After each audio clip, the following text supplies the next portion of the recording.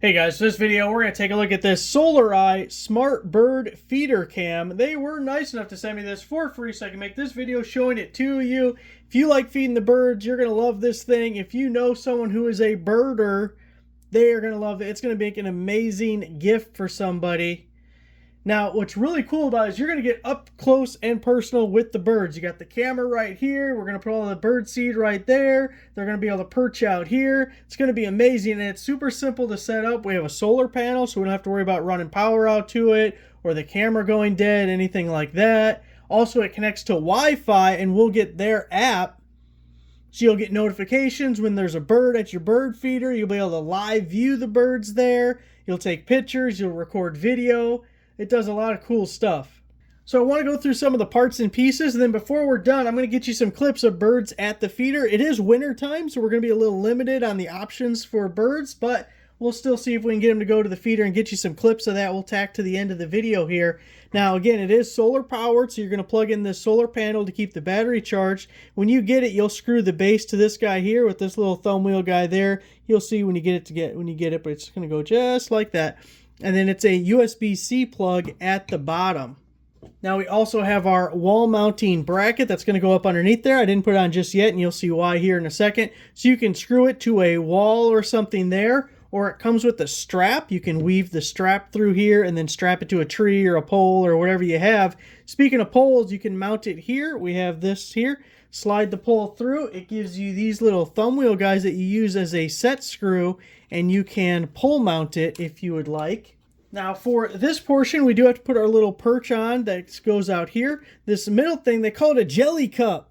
I've never tried that. I might have to try it someday, put a little jelly in there. I'm not sure what birds come to the jellies, but speaking of which, we get 4 of these little spiky guys, and they're fruit spikes. You put spikes on it, and then they go in this little hole right here. I can just push that guy in and give it a little push. And there is our little spiky. So what, like Orioles would probably come to that. Maybe they would come to a little jelly cup too. I'm not sure. Like I said, I haven't tried that. Now, if we look at the back side, we'll have to screw on our antenna so we can connect to our Wi-Fi. It connects to 2.4 gigahertz Wi-Fi's, which is really common. And then we have this little guy at the bottom is where we plug in our solar panel. You notice there's also a small door. When you're going to be using it, you're going to just open up that small door because we want to keep it as watertight as we can so that USB-C can plug in right there. Now, one thing that is really cool is the whole camera comes out because you can also wall charge this, which before you set it up, you should definitely wall charge it the first time just so you make sure you get a full charge. But if you wanted to down the road, you can anytime that you want. So if you watch here, I'm going to push with this hand on the front of the camera, then push up on this tab, and we can just pop out the entire camera to easily take it inside for us. Here we can lift up this little guy, and that's where your micro SD card is going to go. That is not included. You need that separately. We also have another charge port there. We have the DC charge port and our power button, which is very important. So you'll press and hold to turn it on. Little blue light's going to come on here, somewhere over here, I do believe. And then that's going to let us connect to our phone once we get the app. The app that you're going to need is called the Vico Home app. And then once we're all charged up and ready, you just slide it right back into place until it clicks and you're ready to go. Now, to fill up your bird feeder, you just lift this top. It says open right there. Whoa! Careful of your fruit cup. Jelly cup, whatever it was. So, that big old basin there, you can hold a lot of bird seed in that, which is real nice. You won't have to fill it up as often. Also, the camera easily coming out makes it real easy for you to clean down the road when you need to. And if you look at the base, we do have all these slots here, so water will drain out. You don't have to worry about it getting moldy or anything because the moisture will all have a place to escape. So I am super excited to give this thing a try. Oh, one last thing to show you. The bottom has like a tripod mount that you could use, and that's where this guy goes, this bracket. So we're going to just put that bracket on the bottom, and we can kind of rotate it a little bit if we need to get a different angle. And it comes with this screw right here and the hex key to tighten that down. I didn't put that on yet because I wanted to show you the camera coming out the back, which I think is a really cool feature. All right, I'm going to get this all charged up, get the app connected, and let's see what birds we can find. Now for this portion, we're going to go over a little bit of the app, getting it set up and some of the features. And if it works out right, on the other side of the screen, you're going to be seeing the view from the bird feeder camera itself. We are in winter, so options are going to be limited, but I'm hoping to get some clips of birds at the feeder for you guys so you can see the quality of the video and all of that. And we'll talk about the app while that's going on. So again, you're getting the Vico Home app, and you do have to create an account to use their app. It's just basic details. And then to add the camera, if you look across the top, unfortunately I can't point to anything here for you, but in the top right corner you see that plus sign. You hit that, that's going to add the new camera. After you press that button, you're going to hit the power button that's on the top of the camera itself. Press and hold that until it starts making a beep at you. The app will automatically detect that the camera is there, so you'll click the next button. You'll see your camera listed. You select the camera, and then you put in your Wi-Fi details. And from there, you'll be all connected, ready to go. You'll be at the screen that I am at now. And here you see at the top, we are just looking at the bird feeder itself sitting on my bench.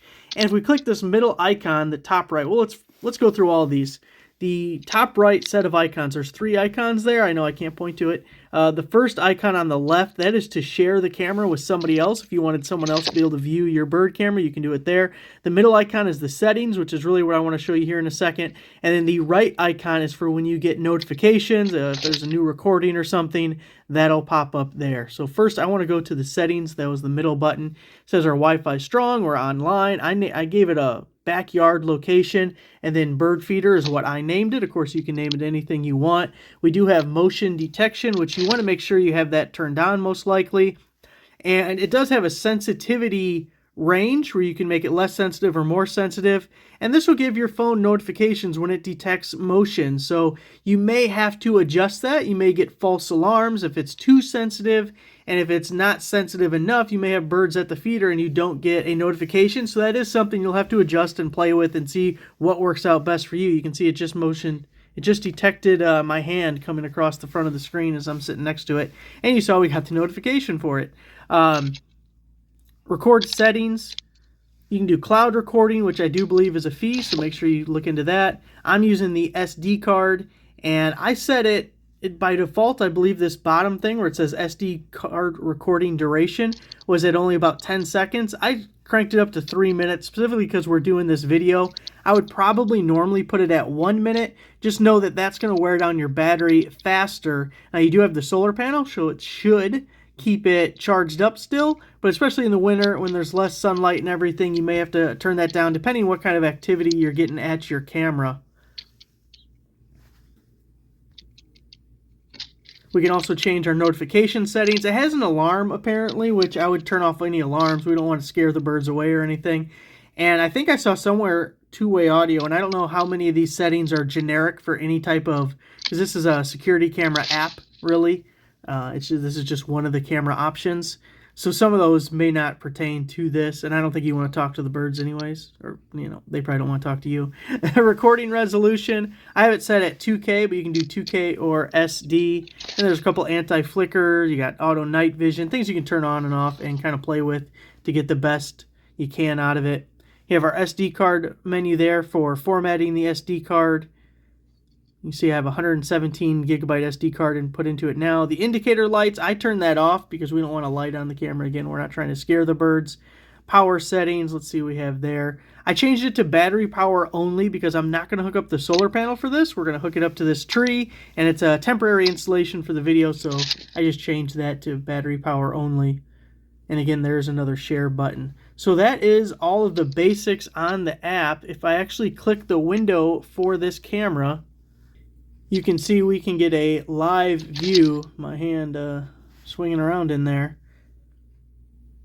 So you can view it live as well as getting your notifications and video recordings of any of the birds and stuff that show up.